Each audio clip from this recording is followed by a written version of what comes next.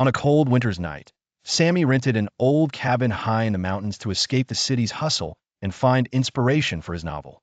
The cabin was isolated, surrounded by dense trees, with the scent of dampness and aged wood permeating the air. On the first night, while he was riding by lamplight, the electricity suddenly went out, and he heard soft footsteps above the roof. He dismissed it, thinking it was the wind or falling snow, and lit a candle to continue writing. The next day, he noticed something strange. Some of his papers had been moved, and a single sentence was written on them in an odd script. "You are not alone here." Despite his unease, he tried to ignore what had happened. He convinced himself he had forgotten doing it himself. But things began to grow stranger. On the following night, he saw a reflection in the window of someone standing behind him. But when he turned around, there was no one there. When he looked back, he found a single word on the glass from the inside: return. A chill ran down his spine, but he held onto his composure.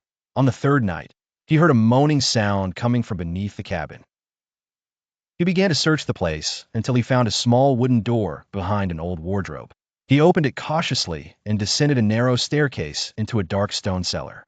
The walls were covered in strange carvings resembling incantations. In the corner stood a tall mirror covered with a black cloth. Sammy slowly lifted the cloth, initially seeing his reflection, but he soon realized that the reflection was not mimicking him. It smiled at him with a sinister grin. The reflection slowly raised its hand, while Sammy remained frozen. Suddenly, the lamp went out, plunging the cellar into pitch darkness. Strange whispers filled the air, and a faint voice surrounded him. "You are my place now." The cellar door slammed shut above him, and the walls began to ooze a liquid resembling blood. He tried to scream, but no one could hear him. The next day, a forest ranger arrived to check on the cabin after losing contact with Sammy. The cabin was empty, and the manuscript pages lay on the table, but they were covered with the same sentence written dozens of times in shaky handwriting.